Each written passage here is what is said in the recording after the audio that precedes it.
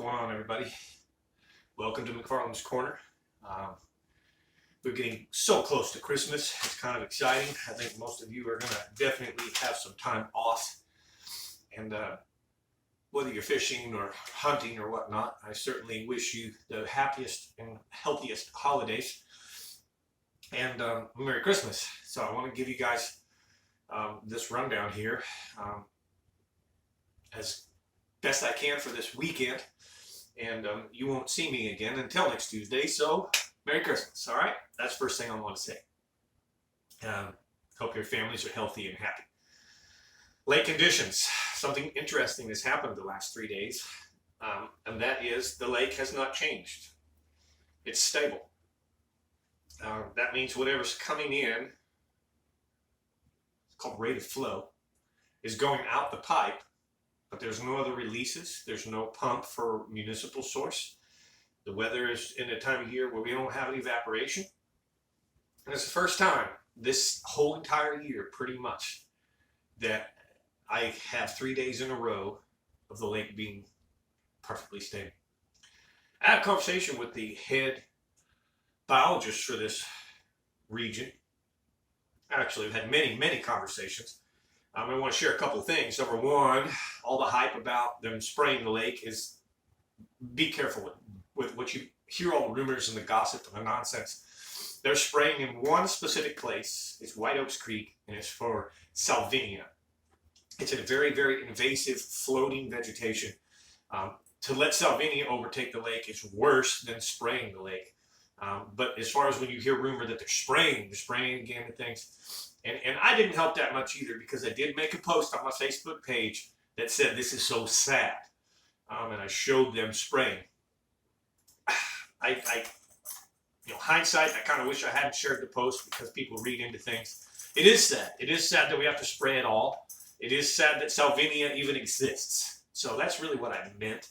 Very disappointed in that we have salvinia, because it's a double-edged sword. We must spray when we have salvinia. It blows across the lake, side to side, blows with the wind each day, and before we know it, the lake will be really truly ruined, and you won't have spraying to kill the vegetation doesn't hold a candle to what will happen if the salvinia was to take it over. But anyways, back to this point, the stability. I keep the logs. I can go back to the last 8 years and look at logs of this lake. Temperatures, clarities, levels. And one thing that I've noticed over the last 8 to 10 years that I've been here is the level is becoming more and more inconsistent, non-stable, if you will. In the old days, they didn't use the word. It wasn't a municipal source as big as it is today. Today, we're growing so much. The population is growing. Dallas is pulling on it when they need water. They didn't used to do that. And as I said, I had long, great conversations with the biologist. And this is yet another factor that truly affects bass fishing. If you follow me a lot, and you watch these reports quite often, you'll see that I very much point out the rising factor or falling factor. And I use the statement, rising water rises fish, falling water points them out, pulls them out, okay? We haven't had stable water for me to tell you what stable does, but stable gets them in a pattern and a routine. And if we could stabilize the lake, and I just had this conversation again with the biologist, somebody could say, look, we're going to lock this lake at this level, and we're going to leave it there. We're not going to pull any water. We're going to leave it as stable as possible for the next 6 weeks. You would see fishing go nuts, even in the winter. Fish like stability. They like routine when they can. They will begin to have patterns and characteristics that repeat themselves. So for this weekend, I hope it doesn't decide to start dropping. I hope they don't go pull a bunch of water. And the stability actually has the bite being pretty good right now. That's why I'm bringing this up. You can catch a lot of fish shallow right now. If you just go drop shotting with small worms, small trick worms, finesse worms, wacky worms, sinkos, shaky heads, things like that. They're not everywhere, so you got to cover some water to find some fish. But you can catch quite a few fish shallow. They're going to be small. They're not big fish. They're not Lake Fork specials, okay? They're going to be from 6 inches to 14 or 15 inches. But if you use a light spin rod, a nice spin rod combination with light line, it's fun. And the lake is full of healthy young fish. They're shallow, shallow, shallow, especially around vegetation areas. As far as water temperatures, they are falling. We do have some rain that's supposed to be coming in over the weekend, so that might change this report. The weatherman here is so offbeat that many times they don't even have the direction of the wind right. They say it's blowing from such and such, and it's completely the opposite direction. So with that being said, I don't know what the next 3 or 4 days of weather could do. Sunday's supposed to be 90% rain and heavy rain. That could, again, change things huge. If the weatherman is correct and we have 3 or 4 days of cold rain, that shallow bite might go away. Back to the cool water, 50 to 53 degrees. The creek swings and bends. They are producing good quality fish. Jigs are your best bet. Get in those creek swings. Find the ones that have lots of crunch and junk and roots, and take your time. I will give you a little tip that 10 to 16 foot range seems to be the best range right now for the quality fish if you're fishing creek swings, bends and swings, okay? Jigs, hey, keep it simple. Use your favorite. Always use a black and blue or a dark black and brown this time of year. I'll give you that. The other bite would be if you're a live scoper. And generally this time of year, that's what's happening. But we need to even be colder. If you see, like, for example, OH Ivy, they're not producing the big fish yet. It's not cold enough. It just hasn't had that real heavy cold snap to put those fish in the right place for those live scopers, which is suspended in the deep trees.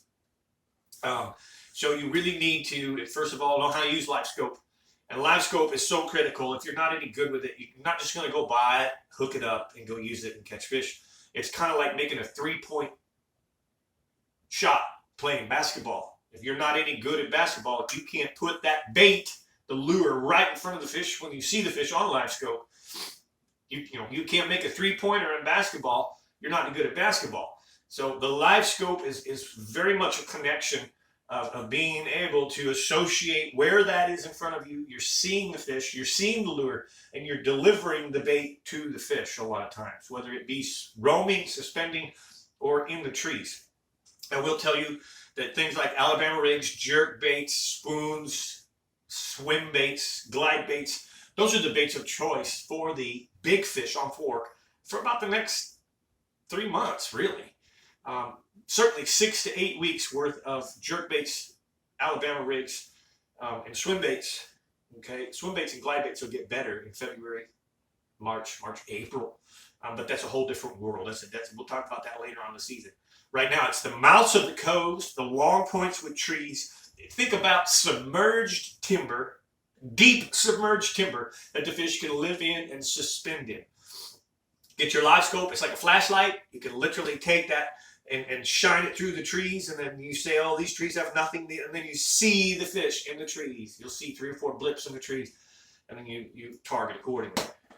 That's probably your best bet if you're really wanting to catch big fish right now and over the next 6 to 8 weeks. Live scoping's going to be more benefit. If you're not any good at it, hire a guide to do so. I don't live scope. I don't like live scope. I don't think it's good for the industry. I think live scoping is putting a level of pressure on our fish to the extreme. We're educating the fish more and more and more. We're conditioning the fish, and they're going to become harder and harder and harder and harder to catch as the future goes on with live scope. But there are great guides out there that do it. Jay Bonner, for example, is one of my good friends, and he is a great guide. Jay Bonner does live scoping, so if you want to have some live scoping action on Fork or any other lakes, Jay does a lot of guiding on other lakes, give Jay a call. I personally am going to go to the creeks and creek swings and fish traditionally. Call it old school nowadays, I guess, if you want. But I'm going to fish like Mark Pack used to do for 40 years here on this lake. Get up my pitch and flip and stick. I'm going to be fishing the jigs. I'm going to fish that impact structure guard jig, and I'm going to put it in some pretty nasty stuff, and I'm going to catch big fish, all right? that's kind of my rundown for the week. I can't think of much other things that right now that I would recommend because we don't have a lot of vegetation. If you can go find some vegetation on Fork, you can probably catch some fish around it using lipless crankbaits or shallow square bills and things like that. Maybe a chatterbait bite, but I doubt it. With the cool trend and the rain and the things this weekend, I would focus on the things that I have shared with you. Remember a couple things. If you like this, hit the like button. The more interaction helps the channel, please. It helps me. Also remember that you can comment, ask questions here. If you have questions, I will do my best to respond. If you don't want to do it publicly, you have a question or something you want to share, you don't want the whole public to see it, private message me, 602-826-1524. You can also call me if you want to book trips. My spring is filling up really fast, so if you want to fish with me, usually I'm 2 to 3 months out booking. So you need to book now. If you want a March or April date, they are going away fast. In fact, most of the premium dates are gone. So you need to book fast. Just love to have you, love to show you around and try and get you on some big fish. Spring this year, 2024, should be awesome. Other than that, remember also that I provide a members only rundown, which is an upgraded from what you guys just get here in the public. The public is free. The members is a $4.99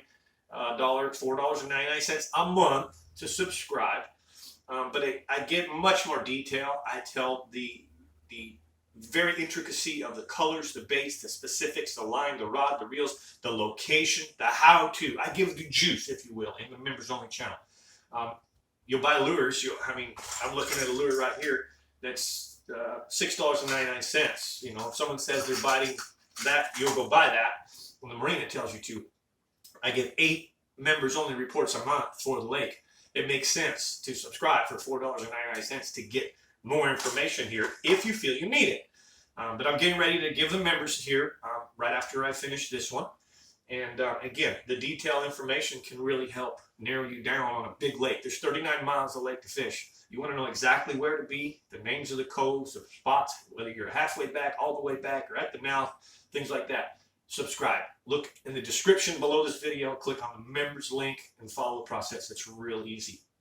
Other than that, I want to give a big shout out to all the sponsors and all the support. Jihad Chevrolet, Skeeter Bass Boat and Diamond Sports, Yamaha, Texas Insider Fishing Report, Florida Insider Fishing Report with Captain Rick Murphy and Murphy's Law Sport Fishing, Abu Garcia, Berkeley, Power Pole, Bass Assassin, Bajío Sunglasses, Tylines UV, Lake Fork Trophy Lures, Impact Lures, Sandtone Lures, Real Time Rods Magic Reaction, Lake Fork Marina, and Jamie's Restaurant.